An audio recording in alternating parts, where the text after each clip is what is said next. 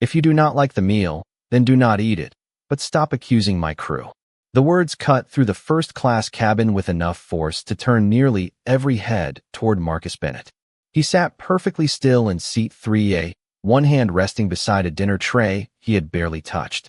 Near the edge of the plate, beneath the warm cabin lights, several unmistakable patches of mold marked a piece of bread that should never have reached a passenger. Claire Whitmore stood in the aisle above him, her expression rigid, one hand already reaching for the tray. "I did not accuse your crew of anything," Marcus said calmly. "I showed you the food and asked you to document it." Claire gave a thin smile. "And I told you we can replace the meal, after you told me there was nothing wrong with it." A passenger across the aisle glanced from Marcus to the tray. Another quietly lowered his headphones. Claire's face tightened. "Sir, we are trying to provide service to an entire cabin. I cannot spend the flight debating one meal with you." Marcus looked down at the food, then back at her. "I am not asking for a debate. I am asking for an incident report." For a moment, Claire said nothing. Then she reached for the tray again. Marcus placed 2 fingers lightly against its edge. "Please leave it here until the issue is documented." Her eyes narrowed. "You cannot keep spoiled food sitting in the cabin." "Then you agree it is spoiled?" The silence that followed was immediate. Claire withdrew her hand. Several passengers were openly watching now. Marcus remained composed, but something inside him had shifted. He had spent decades learning how quickly people revealed themselves when they believed the person in front of them had no power. "Before we continue, where are you watching from? Drop your city or country in the comments below. And if you believe in dignity and justice, hit like and subscribe." These stories spark change, and we're glad you're here. Now, back to Marcus. Claire lowered her voice. "I think you are making this into something it does not need to be. Then document exactly what happened, and we can both move on. There is no reason for a formal report." Marcus studied her face. Food with visible mold was served to a passenger at 35,000 feet. Why would there be no reason to report that? Claire looked toward the galley, then back at him. For the first time, her confidence flickered. Marcus noticed. He also noticed something else. She was not surprised by the condition of the food. She was irritated that he refused to let it disappear. He reached slowly for his phone. Claire immediately stiffened. "What are you doing?" Marcus opened the camera. "Preserving the condition of the meal before it is removed. Photography of crew operations may not be permitted. I am photographing my dinner." He took 3 clear pictures without including any crew member in the frame. Claire stared at him, her jaw tight. She still believed she was dealing with an ordinary passenger looking for compensation. She had no idea that Marcus was the chief executive officer whose company was scheduled to approve the final stage of a major hospitality partnership with her airline within 48 hours. More importantly, she did not know that this flight was part of his private evaluation of the passenger experience. Marcus locked his phone and looked at the untouched tray. "Now," he said quietly, "I would like to know who knew about this food before it reached my seat." From the galley behind Claire, a younger flight attendant suddenly stopped moving. Marcus saw the expression on her face, and in that instant, he understood that the mold was only the beginning. 2 hours earlier, Marcus Bennett had entered John F. Kennedy International Airport looking nothing like the man most people imagined when they heard the words billionaire chief executive officer. There was no security detail surrounding him, no assistant carrying his luggage, and no expensive watch displayed beneath his sleeve. He wore a dark charcoal jacket over a white open-collar shirt, carried one leather travel bag, and moved through the terminal with the quiet confidence of someone who had nothing to prove. His flight to Los Angeles was supposed to be ordinary, but the purpose behind it was anything but ordinary. Bennett Aero Hospitality Group was 48 hours away from deciding whether to approve the final stage of a major service partnership with Meridian Atlantic, an agreement that could reshape the airline's premium passenger experience for years. Marcus could have sent consultants. He could have announced his visit and received flawless treatment from the moment he arrived. Instead, he had booked the ticket under his own name without notifying the airline's executive team. He wanted to experience the company exactly as an ordinary passenger would. When boarding began, Marcus entered the first-class cabin and found seat 3A. Claire Whitmore stood near the front galley greeting passengers. "Welcome aboard, Mr. Harrison," she said warmly to the white businessman ahead of Marcus. "Please let me know if there is anything you need." The man smiled and moved toward his seat. Marcus stepped forward and offered the same polite greeting. Claire glanced at his boarding pass, then at him. Her smile disappeared. "You are in first class?" she asked. Marcus looked at the seat number printed clearly on the pass. Seat 3A. Claire took the boarding pass from his hand and studied it longer than necessary. "Did you receive an upgrade?" "No. I purchased the seat." Claire looked at the pass once more before returning it. "All right. 3A is on the left." Marcus said nothing. He had learned long ago that prejudice rarely introduced itself honestly. It arrived through unnecessary questions, different tones, and standards that seemed reasonable until you watched who was required to meet them. He placed his bag in the overhead compartment and sat down. Minutes later, Claire offered the passenger across the aisle a choice of sparkling water, orange juice, or champagne. When she reached Marcus, she simply asked, "Water?" Marcus looked at the options still visible on her tray. "Sparkling water, please." Claire handed him a glass without comment and moved on. The difference was small enough to deny and clear enough to notice. Marcus noticed everything. So did Emily Parker, the younger flight attendant working from the galley. Their eyes met briefly, and Emily looked away. After takeoff, the pattern continued. Claire responded immediately when other passengers pressed their call buttons, but Marcus waited nearly 10 minutes for a simple request for coffee. When she finally arrived, her expression suggested that he had interrupted something important. "What do you need?" she asked. "Coffee, please." "Black." Claire nodded and walked away without a word. Marcus watched her return to the galley. He still had no intention of making a complaint. One cold interaction could be personality. Two could be coincidence. Marcus believed evidence mattered more than assumptions. But when meal service began 90 minutes later, he noticed Emily quietly speaking to Claire beside the catering carts. Emily pointed toward one sealed meal container and appeared concerned. Claire shook her head, said something Marcus could not hear, and pushed the cart into the cabin. 10 minutes later, that same meal was placed directly in front of seat 3A. Marcus looked at the meal placed before him, but did not touch it immediately. He had spent enough years evaluating hospitality operations to know that service quality was often revealed in the smallest details. The plate appeared ordinary at first glance, but something about Emily's expression in the galley remained in his mind. He looked toward Claire, who was now leaning beside seat 2C, smiling as she described the dessert options to another passenger. Less than 15 minutes earlier, Marcus had watched her question whether he belonged in first class. Now she was offering personalized recommendations to people she had never asked to justify their seats. Marcus did not need anger to recognize a double standard. He needed only comparison. The passenger across the aisle, a white man in his early 60s, asked Claire for another glass of sparkling water. "Absolutely, Mr. Harrison," she replied. "Would you like some lemon with that?" Seconds later, Marcus raised his hand as Claire passed. "Excuse me." She continued toward the galley. Marcus waited until she returned. "Excuse me," he repeated. Claire stopped. "Yes. I never received the coffee I requested." She looked at his table as though the missing cup were somehow his mistake. "I thought Emily brought it." She did not. Claire sighed quietly. "I will see what happened." Marcus watched her disappear behind the curtain. 5 minutes passed. Then 7. Emily eventually emerged carrying a fresh cup. "Black coffee, Mr. Bennett?" "Yes. Thank you." She placed it carefully beside him. "I am sorry about the wait." Marcus studied her face. "You have nothing to apologize for." Emily hesitated before returning to the galley. Something was bothering her. Marcus could see it, but he did not press. Instead, he opened his notebook and wrote down the sequence of events. Boarding pass questioned. Different greeting. Limited beverage offer. Delayed response. Missing coffee. None of those details alone proved intent. Together, they formed a pattern worth observing. Claire returned several minutes later and noticed the notebook. "Are you taking notes about the service?" she asked. Marcus looked up. "I take notes about many things." Her expression became guarded. "If you have a complaint, you can submit it online after the flight." "I have not made a complaint." "You seem dissatisfied." Marcus closed the notebook. "I asked for coffee." Claire gave a tight smile. "We are serving 24 first-class passengers with a limited crew." Marcus glanced around the cabin. "I understand." That answer seemed to frustrate her more than an argument would have. She turned and walked away. Marcus looked down at the meal again. The main dish appeared untouched, but the bread beside it had an unusual discoloration near the bottom edge. He lifted the plate slightly toward the cabin light.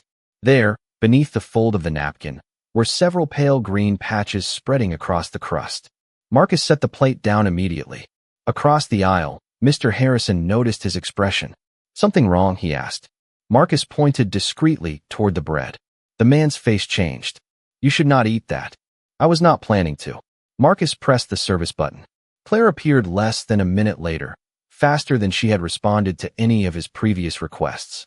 Her eyes went first to Marcus, then directly to the bread. For one brief second, recognition crossed her face before she replaced it with annoyance. Marcus saw it clearly. "Claire," he said calmly, "I believe there is mold on this food." She did not lean closer. She did not inspect the plate. She simply reached for the tray and said, "I will take care of it."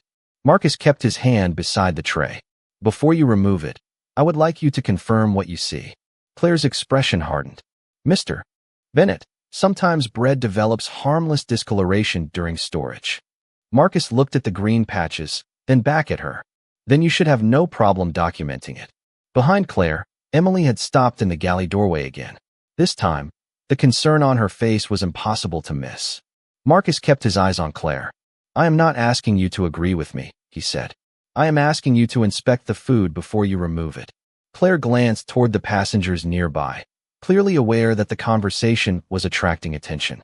"Mr. Bennett, I have already offered to replace your meal, and I appreciate that, but replacing it does not explain how it reached my seat."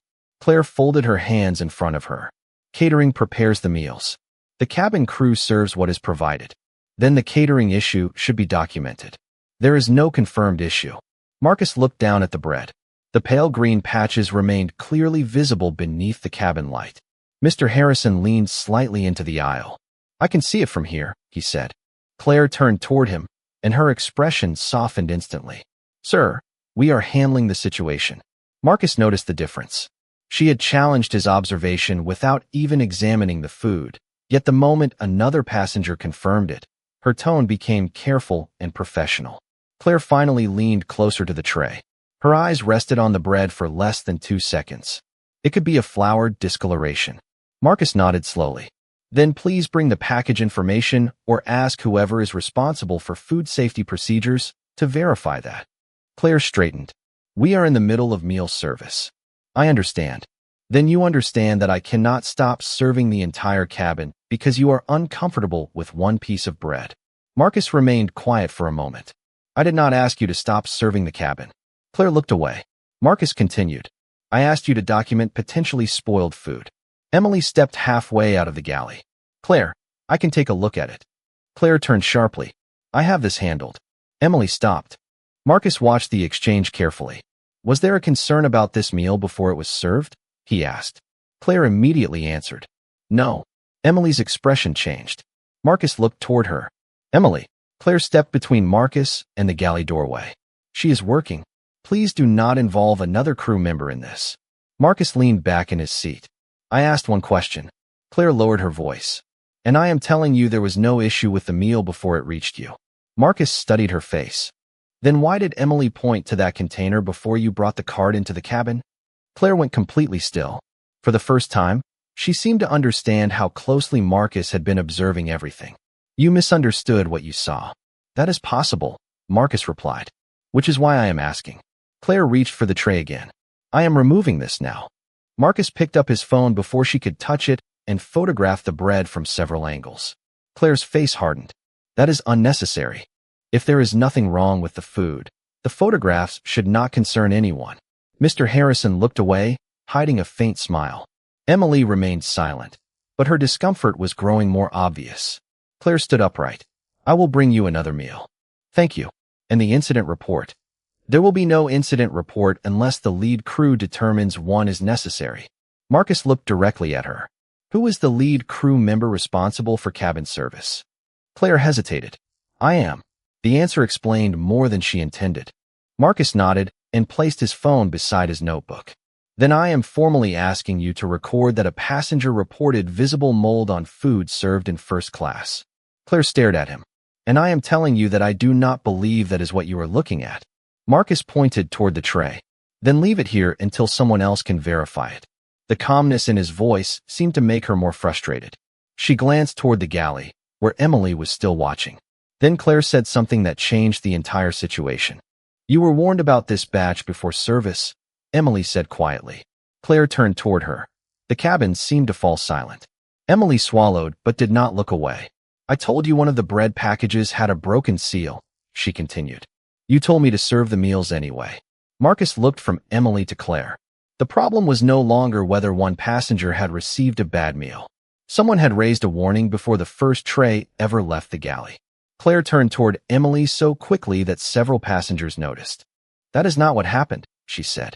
Emily remained near the galley doorway, visibly nervous but unwilling to retreat from what she had already said. "I showed you the damage seal before service," she replied.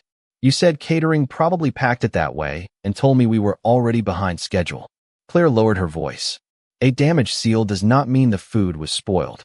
Marcus looked at the tray between them. "But visible mold does." Claire faced him again. "You are turning a minor catering issue into something much larger.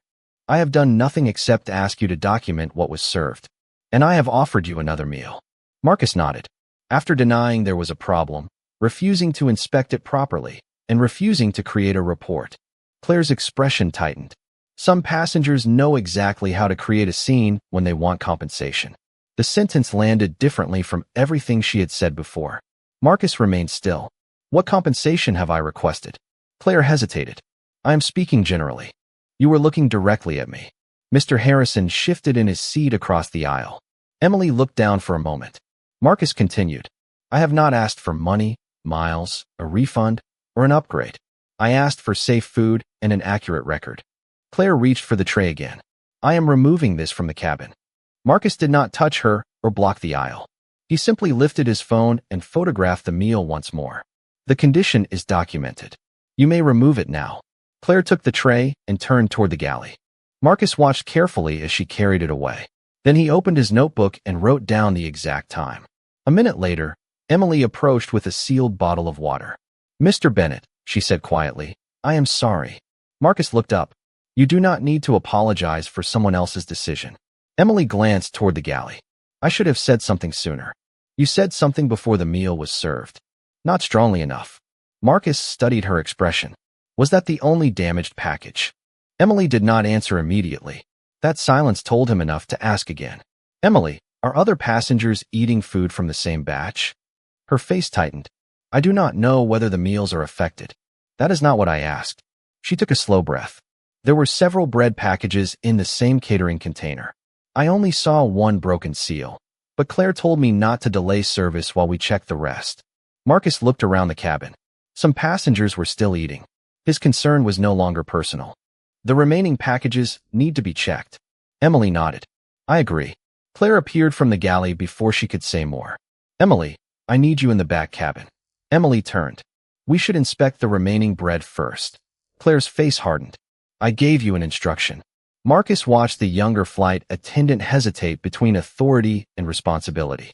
Then Emily straightened. "I am concerned there may be a food safety issue." Claire stared at her. "And I am telling you there is no confirmed issue." Marcus spoke calmly from his seat. "Then checking the remaining packages will confirm that." Claire looked at him with open frustration. "This does not involve you anymore." Marcus met her eyes. "It involves every passenger who may have received food from that container." For several seconds, nobody moved. Then Emily stepped into the galley and opened the catering compartment. Claire followed her.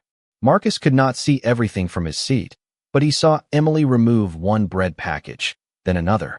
Her expression changed. She called Claire closer. A moment later, Claire stopped speaking entirely. Emily emerged holding two unopened packages with visible discoloration inside. She did not bring them into the cabin. She simply looked toward Marcus. Claire immediately pulled the galley curtain closed. Marcus reached for his phone. Until that moment, he had been documenting poor service. Now he was documenting a decision that could affect an entire partnership. Marcus did not call anyone immediately.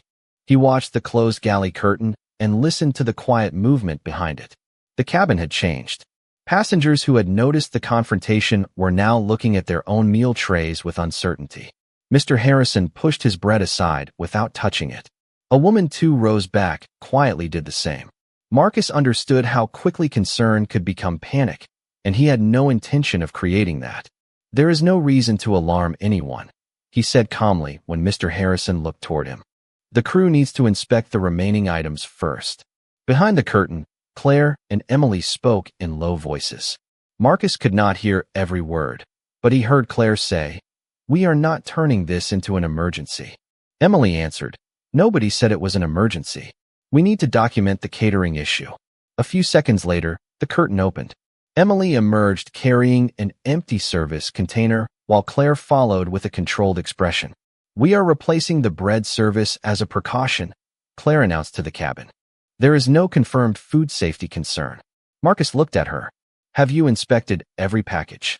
Claire ignored the question and began collecting bread from nearby trays. Emily moved in the opposite direction, quietly removing the remaining packages from service. Marcus opened his phone and connected to the aircraft Wi-Fi. He drafted a message to Daniel Brooks, Chief Operating Officer of Bennett Aero Hospitality Group. The message contained no accusation and no demand for punishment. It contained only facts: flight number, seat number, time of service, photographs of the meal, the warning Emily had described, Claire's refusal to document the initial complaint, the discovery of additional questionable packages. At the end, Marcus added one instruction: place final partnership approval on temporary compliance, hold pending review. Do not interfere with active flight operations. Preserve all scheduled services until further notice. He read the message twice before sending it. Less than a minute later, Daniel replied, "Understood. Compliance hold initiated. Executive review will begin after evidence preservation." Marcus locked his phone. Claire approached his seat again. "I hope you understand that we have now removed the bread." "I do." "Then this issue is resolved." Marcus looked at her for several seconds. "Removing the evidence does not resolve the decision that allowed it to be served." Claire's face tightened. "You keep using words like evidence and decision as though someone committed a crime." "I did not say that." "Then what exactly do you want?" Marcus remained calm. "An accurate incident report. I have already explained that I do not believe one is necessary." "Even after finding additional affected packages?" Claire glanced toward the other passengers. "There were packages with discoloration. We have not established what caused it." Marcus nodded. "Then document that." Her frustration became visible. "Why are you so determined to create a record?" Marcus looked toward the galley, where Emily was sealing the removed items inside a storage bag rather than discarding them. "Because memory changes when consequences arrive." Claire stared at him. She did not understand the sentence yet. Emily did. A notification appeared on Marcus's phone, but he did not open it immediately. Across the country, senior executives at Meridian Atlantic had just received notice that the final approval of their hospitality partnership had been paused under a contractual compliance provision. Claire still believed the man in seat 3A was an unusually persistent passenger. She did not know his company had just stopped the agreement from moving forward. She also did not know that Daniel's compliance team had begun reviewing previous service complaints connected to the airline. Marcus finally checked the notification. The first internal search had returned 6 prior complaints involving Claire Whitmore. 4 came from black passengers. 3 described dismissive treatment after legitimate service concerns. 1 included a sentence that made Marcus read it twice. The passenger reported that Claire had told a colleague, "People like him always want something for free." Marcus slowly looked up from his phone. Claire was standing 10 feet away, smiling warmly as she offered another passenger a replacement dessert.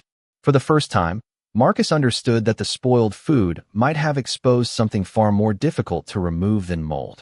Marcus read the 6 complaint summaries again, careful not to mistake a pattern for a verdict before the evidence was complete. He had built his company by refusing to make important decisions from anger, and he was not about to abandon that principle now. Still, the similarities were difficult to ignore.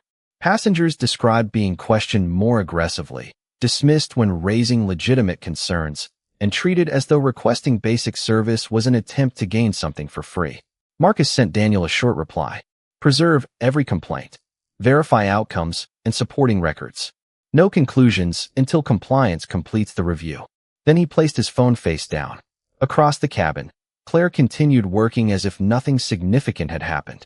Her voice was warm with Mr. Harrison. She apologized to another passenger because a preferred dessert was unavailable. When she passed Marcus, however, the warmth disappeared. The cabin manager has been informed about the catering issue, she said. Good, Marcus replied. Will there be a report? Claire exhaled. You were still asking about that? Yes. Why? Marcus held her gaze. Because procedures should not depend on whether a passenger becomes tired of asking. Claire crossed her arms. You seem very familiar with airline procedures. I am familiar with accountability. Something in his answer made her study him more carefully. For the first time, uncertainty replaced irritation. She glanced at his jacket, his leather bag, then the phone beside him, as though searching for clues she had overlooked. What exactly do you do, Mr. Bennett? She asked. Marcus almost smiled. Does my occupation change whether the food should be documented? Claire said nothing. That is what I thought, he added quietly. She turned away. Minutes later, Emily approached while Claire was assisting passengers farther down the cabin. Mr. Bennett, she said softly. I sealed the remaining packages and marked the catering container so nothing gets discarded after landing. Marcus nodded. That was the responsible decision. Emily looked toward Claire before continuing. There is something else. Marcus waited. Before meal service, Claire told me not to make a problem over one damaged seal. She said passengers complain about everything now. Emily hesitated. Then she looked at the seating chart and asked who was getting that meal. Marcus remained still. What happened after that? I told her it was seat 3A. Emily lowered her voice further. She said, of course it is. Marcus felt the meaning before Emily explained it. Did she say anything else? Emily looked uncomfortable. She said some people enter first class already looking for reasons to complain because they think the airline owes them something. Marcus glanced toward Claire. Did she mention race? No. Emily answered immediately. Not directly. Marcus nodded. Then do not add anything she did not say. Emily seemed surprised by his response. I only want the truth, he continued. Exactly as it happened. She nodded slowly. Exactly as it happened. She treated you differently before you ever complained about anything. Marcus looked out the window at the dark sky beyond the wing. That distinction mattered. The food safety failure was serious, but it could be investigated through records, catering procedures, and preserved evidence. Bias was harder. It lived in patterns, choices, and explanations that always sounded harmless when examined one at a time. His phone vibrated again. Daniel had sent another update. The compliance team had confirmed that 2 previous complaints involving Claire had been closed without interviewing the passengers who filed them. A 3rd complaint had disappeared from the active review system after being marked resolved by a supervisor. Marcus felt no satisfaction, only concern. He typed one final instruction. Expand the review beyond Claire. Determine who closed the complaints and why. At that moment, Claire returned to the galley and noticed Emily standing beside Marcus. Her expression changed instantly. Emily, she said sharply, I told you to work the rear cabin. Emily straightened. I was answering a passenger's question. Claire looked directly at Marcus. What question? Marcus picked up his water and took a slow sip. The kind your company should have answered a long time ago. Claire stared at Marcus for a moment, but he offered nothing more. Emily returned to the rear cabin, leaving Claire with a question she could not answer. Who exactly was the man in seat 3A? And why did he speak as though he already knew things she had never told him? She walked back into the galley and picked up the crew tablet. Marcus watched from his seat as she searched through the passenger manifest. His name appeared exactly as it had when he boarded, Marcus Bennett. No title, no company affiliation, nothing that explained his confidence. Claire searched again, this time using the airline's internal customer profile. Her expression slowly changed. Marcus could not see the screen, but he knew she had found something. Bennett Aero Hospitality Group appeared in his travel history as a corporate account connection. That alone did not reveal everything, but it was enough to make her suddenly cautious. She returned to his seat several minutes later with a different tone. Mr. Bennett, I want to apologize if there has been any misunderstanding. Marcus looked up from his notebook. Which part was the misunderstanding? Claire paused. The service experience generally. Was the food a misunderstanding? The catering issue is being handled. Was refusing to document it a misunderstanding? Her controlled expression tightened. I am trying to resolve this professionally. Marcus closed his notebook. You had that opportunity before you knew anything about me. Claire glanced toward the surrounding passengers. I still do not know anything about you. Then why has your tone changed? She had no answer. Marcus did not need one. His phone vibrated with another message from Daniel. The compliance hold had reached Meridian Atlantic's executive office. Their chief operating officer had requested an immediate explanation, and the preserved photographs had already been forwarded to the appropriate food safety review team. Marcus replied with one instruction: do not identify me to the flight crew. Let the crew complete the flight normally. Preserve the evidence and prepare interviews after landing. He wanted no special treatment at 35,000 feet. He wanted to know what happened when people believed there would be no powerful witness. Claire returned to the galley, where Emily was checking the sealed catering bag. Why did you tell him about the packages? Claire asked quietly, unaware that her voice carried farther than she intended. Because he asked what happened, Emily replied. You should have directed him to me. I did that earlier. Then you should have stopped talking. Emily was silent for a moment. I am not going to lie in a report. Claire lowered her voice further. There is no report yet. Marcus looked toward the galley. Those 3 words mattered. Not because they proved wrongdoing, but because they revealed exactly what Claire was still trying to prevent. A record. A timeline. Accountability. His phone vibrated again. This time the message came from Daniel with a new development.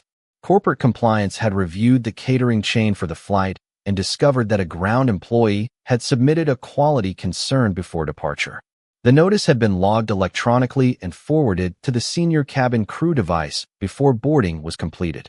Marcus read the message twice. If the record was accurate, Claire had not merely been warned by Emily after seeing a damaged package. A formal warning may already have existed before the aircraft left New York. Marcus looked toward the galley, where Claire was holding the same crew tablet she had used moments earlier. He stood for the first time since meal service began and walked calmly toward her. Claire, he said. She turned, immediately guarded. Yes, Mr. Bennett. Before we left New York, did this aircraft receive a catering quality alert? The color in her expression seemed to disappear. Emily looked up from the sealed bag. Claire tightened her grip on the tablet. I do not know what you are talking about. Marcus nodded once. Then after landing, the electronic record should make that very easy to confirm. Claire held Marcus's gaze, but the confidence she had carried through the flight was beginning to fracture. Electronic systems generate alerts all the time, she said. That does not mean every notification requires action. Marcus remained beside the galley entrance, careful not to interfere with the crew's work. Then you do remember receiving something. Claire looked toward Emily. I said alerts are common. I did not say I received one about this catering order. Emily lowered her eyes to the sealed evidence bag. Marcus nodded. The system will show what was sent, when it was received, and whether it was opened. Claire's expression hardened again. You seem to know a great deal about systems you do not work with. Good systems create records, Marcus replied. That is their purpose. He returned to his seat without another word. 20 minutes later, the cabin lights dimmed as the aircraft continued west. Most passengers had stopped paying attention, but Mr. Harrison leaned across the aisle. For what it is worth, I saw how she treated you before the meal. Marcus turned toward him. What did you notice? She questioned your seat. She barely acknowledged you during service. Then when you complained about something anyone could clearly see, she acted like you were trying to get something from her. Marcus listened without interrupting. Mr. Harrison continued. She did not treat me that way. Would you be willing to say exactly that if the airline asks? Marcus asked. Yes. Nothing more and nothing less. Exactly what I saw. Marcus thanked him and wrote down the time of their conversation. A few minutes later, Emily approached again. Mr. Bennett, I need to correct something I told you earlier. Marcus looked up. Go ahead. I said Claire did not mention race directly. Emily took a breath. That is true. But after boarding, when she questioned your first-class seat, she came into the galley and said she was tired of people acting like they belonged wherever they wanted. Marcus remained silent. I asked what she meant, Emily continued. She said, you know the type. I did not answer. Marcus felt the weight of the statement, but his voice remained measured. Did she identify my race? No. Did she use a racial slur? No. Then report her exact words. Do not interpret them for anyone. Emily nodded. I understand. Marcus did not need exaggeration. Bias rarely required a confession to become visible. Sometimes the truth lived in the distance between how two people were treated under identical circumstances. His phone vibrated again. Daniel's message was brief. The catering alert had been confirmed. It had reached the lead cabin device 47 minutes before departure and had been opened under Claire's employee credentials. The notice instructed the crew to inspect a specific catering container before service because of compromised packaging reported during loading. Marcus read the message once, then locked his phone. There was now a digital record supporting Emily's account. Claire had received a warning. She had opened it. The meals had still been served. Yet Marcus knew that was only one part of what had happened. A procedural failure explained the spoiled food. It did not explain why his concerns had been dismissed, why assumptions about compensation appeared before he requested anything, or why previous passengers described the same pattern. The captain announced that they would begin their descent into Los Angeles in approximately 40 minutes. Claire immediately disappeared into the galley with the crew tablet. Moments later, an internal message arrived on the device. Marcus could not read it, but he saw her face change as she stared at the screen. Meridian Atlantic Corporate Operations had ordered the crew to preserve all catering materials, service records, and electronic communications from the flight. Claire slowly looked across the cabin towards seat 3A. This time, there was no irritation in her expression. There was recognition. She still did not know exactly who Marcus Bennett was, but she finally understood one thing. The passenger she had tried to dismiss was connected to something far larger than a complaint about dinner. The final 40 minutes of the flight felt different, although almost nothing in the cabin appeared to have changed. Passengers returned their seats to the upright position, window shades opened, and flight attendants prepared for arrival. But Claire moved through the cabin with a tension Marcus had not seen before. Every few minutes, she checked the crew tablet as new instructions arrived from corporate operations. Preserve all catering materials. Do not alter service records. Retain crew communications. Prepare for compliance interviews after arrival.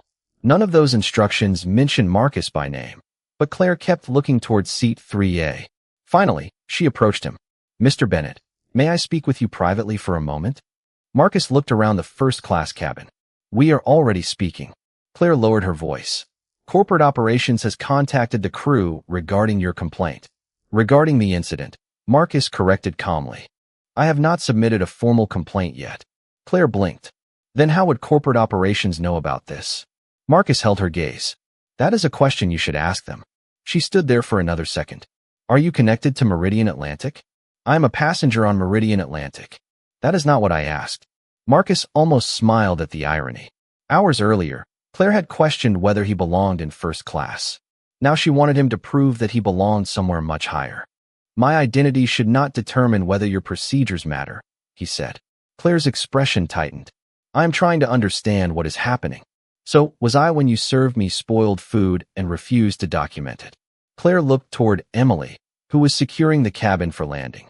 "I followed the information available to me at the time." Marcus said nothing. Claire continued.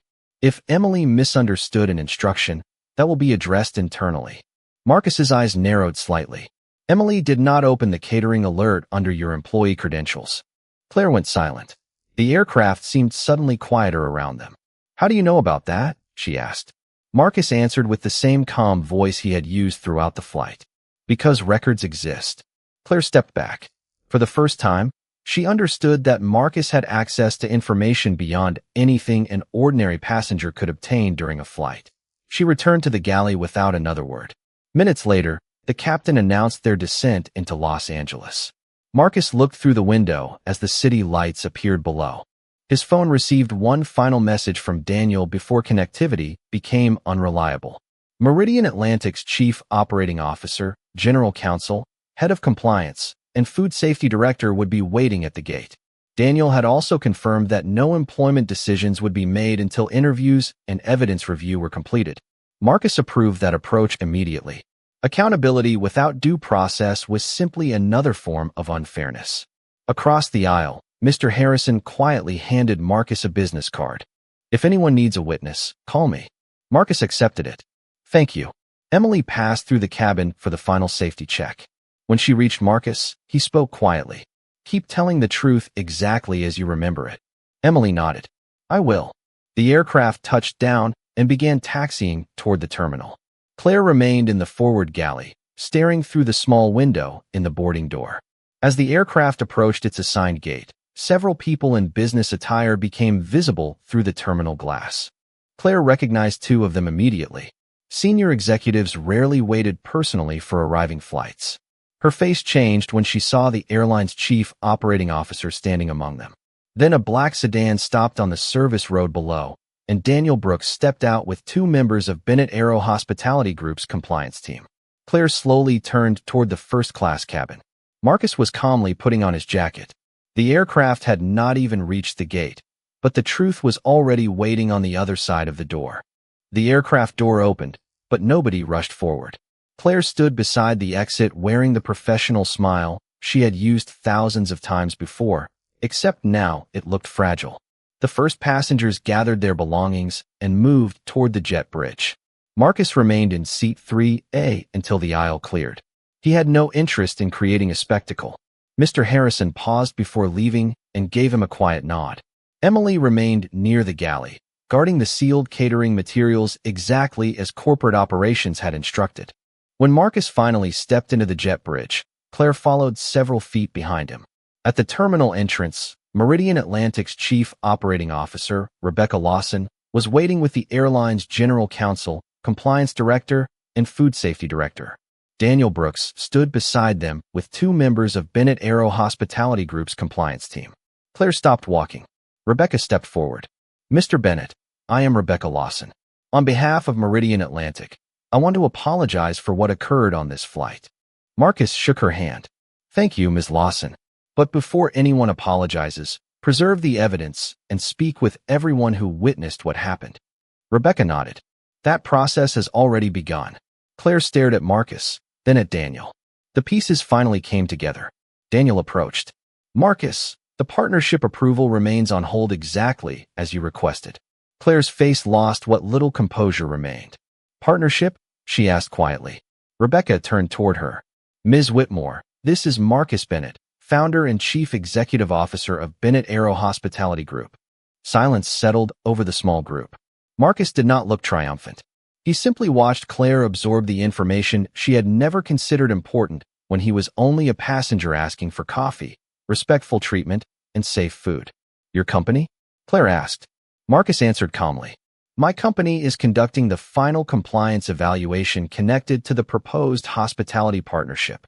Claire looked toward Rebecca. I did not know who he was. Marcus responded before anyone else could. That is the problem. Claire turned back toward him. I mean, if I had known there was a corporate evaluation taking place, I would have handled the situation differently. Marcus's expression remained steady. You should not need to know a passenger's occupation before treating a legitimate concern seriously. Claire opened her mouth, then stopped. Rebecca stepped in. Ms. Whitmore, you are being removed from active duty pending an investigation. That is not a final employment decision. You will have an opportunity to provide your account. Marcus looked toward Rebecca. And Emily Parker should receive the same protection. She will, Rebecca said. No retaliation. The food safety director approached Emily and formally took custody of the sealed catering materials. Every item was logged. The crew tablet was preserved.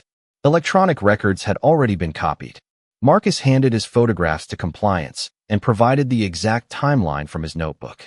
Then he did something Claire clearly did not expect. He refused to recommend that she be fired. I want the facts reviewed, Marcus said. All of them.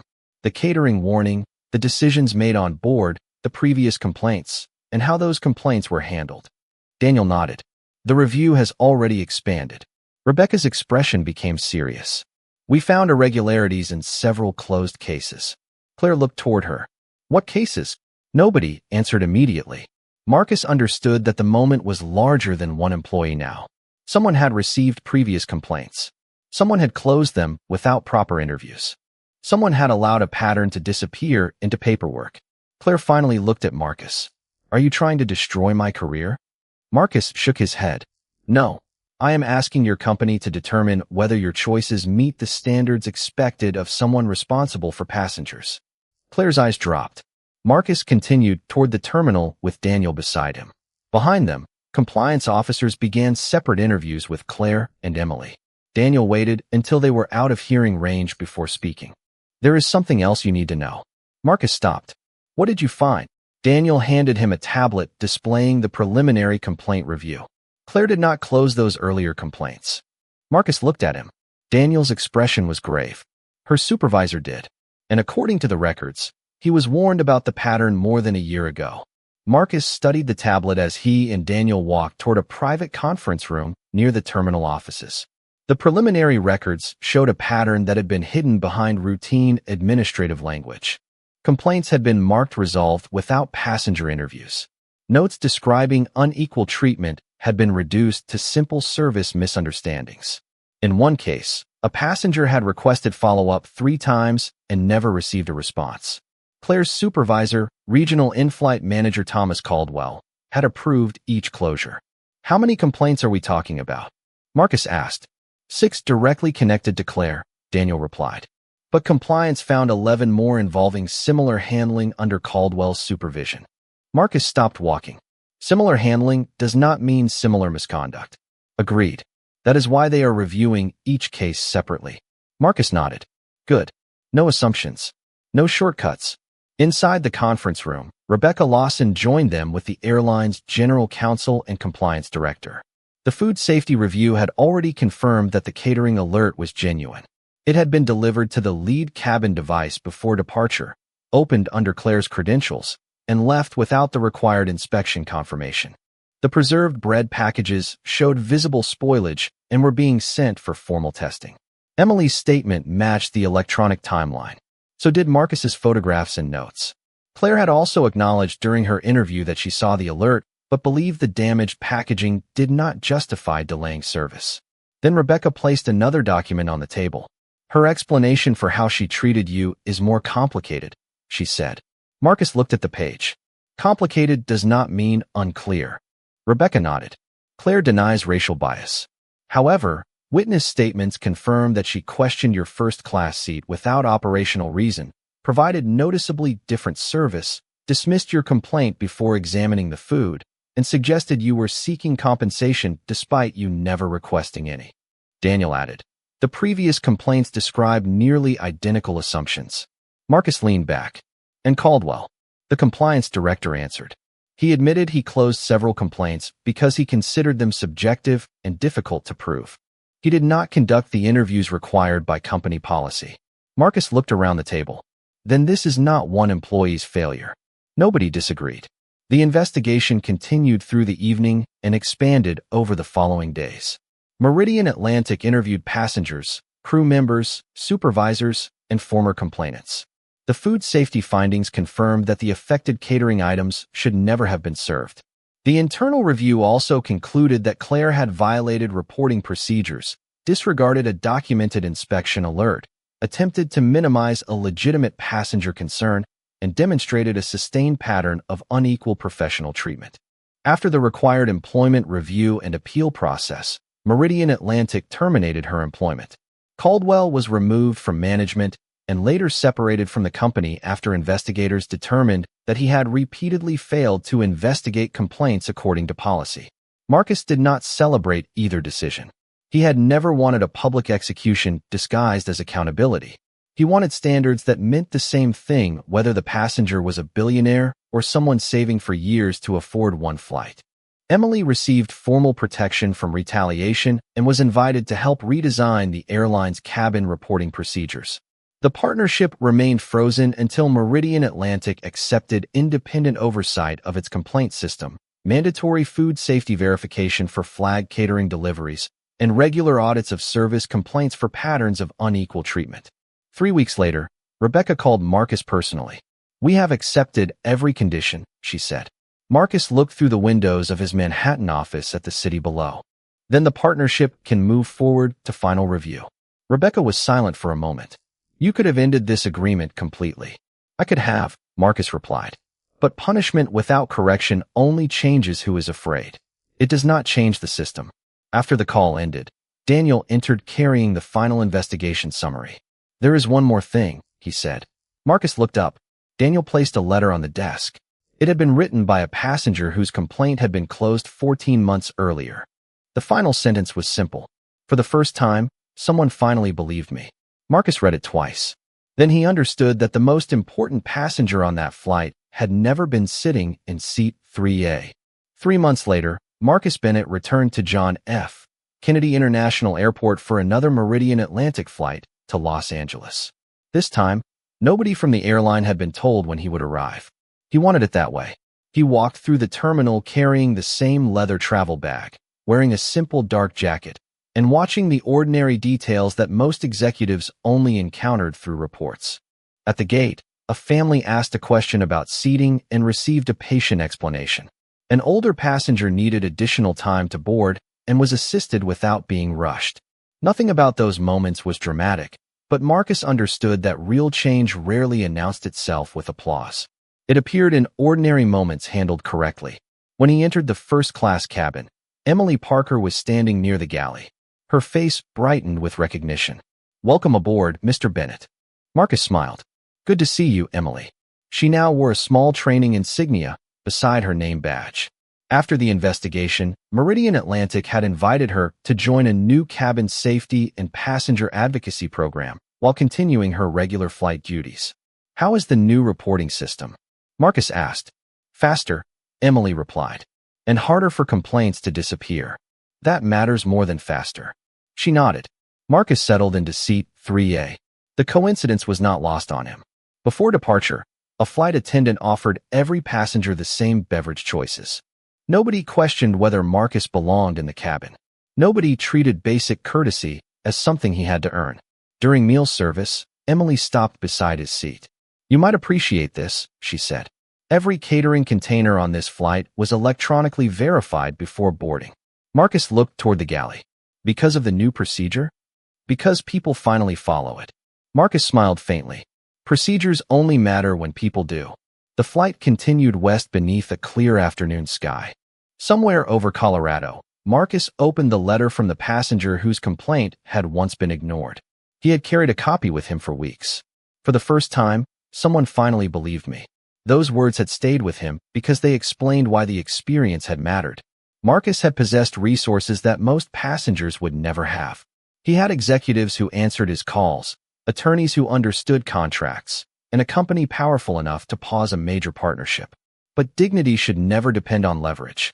Safe food should not depend on wealth. Respect should not depend on a title. And the truth should not become more believable because the person speaking it happens to be powerful. When the aircraft landed in Los Angeles, Marcus waited until the aisle cleared before standing. Emily thanked him as he approached the door. "For what?" Marcus asked. "For not letting it disappear." Marcus looked at her for a moment. "You were the first person who refused to let it disappear." Emily smiled, understanding exactly what he meant. Marcus stepped into the terminal, where sunlight poured through the enormous windows.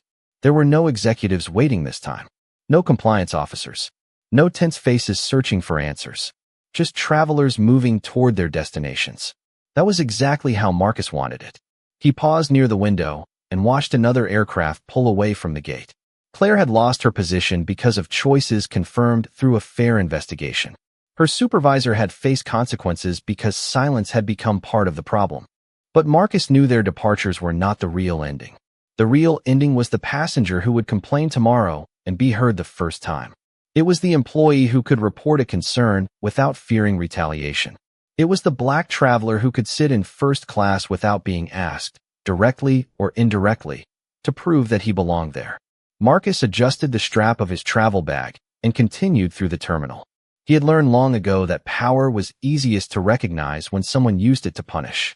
But the strongest kind of power did something quieter. It changed the rules so that the next person would not need power at all.